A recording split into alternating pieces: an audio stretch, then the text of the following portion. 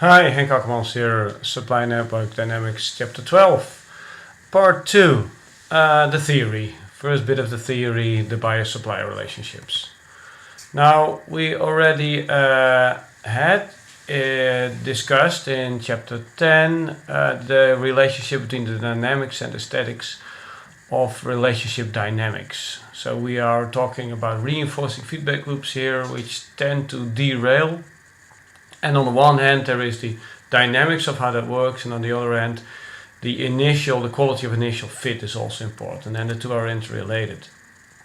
But in this case, services make things more complex, because that theory we're talking about, also the van-to-van theory, and in fact also my travail, transparency and trust loops from the collaborative planning case, they were derived from a physical transformation world, from a manufacturing world. And there it's easier when you make a physical product, it's easier to distinguish between a buyer and a supplier. Basically, the supplier can do everything that he or she needs to do until suddenly the buyer is involved. For instance, if you produce something to stock, then you don't know who's going to buy it, but you can make the entire product, being it, I don't know, a bottle of milk, or perhaps a jet pilot, or a jet plane,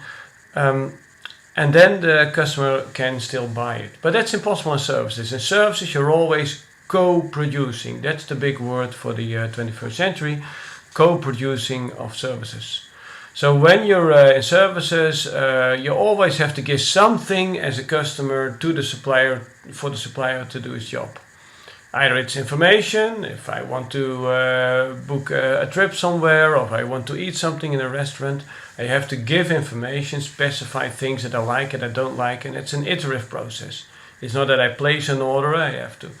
When somebody books me a trip or sells me insurance, often they have to come back, okay, but what are your preference, left, right?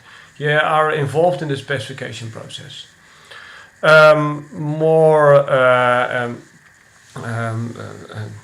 More comprehensive is where you provide assets. For instance, if you want your car washed or repaired, you have to give the car to your supplier, else it can't be washed. Or even more comprehensive, you have to give your body. Well, not in a very big way, but for instance, for operations to be performed in a hospital on your body, well, the doctor needs your body. He cannot perform the operation on you without that body. And if you go to the hairdresser, not that I would know, but then you need to provide at least your head with a reasonable amount of hair on it, else the hairdresser can do his or her job. So there's always a co-producing nature, and in fact in professional services and in IT that will get even more complicated.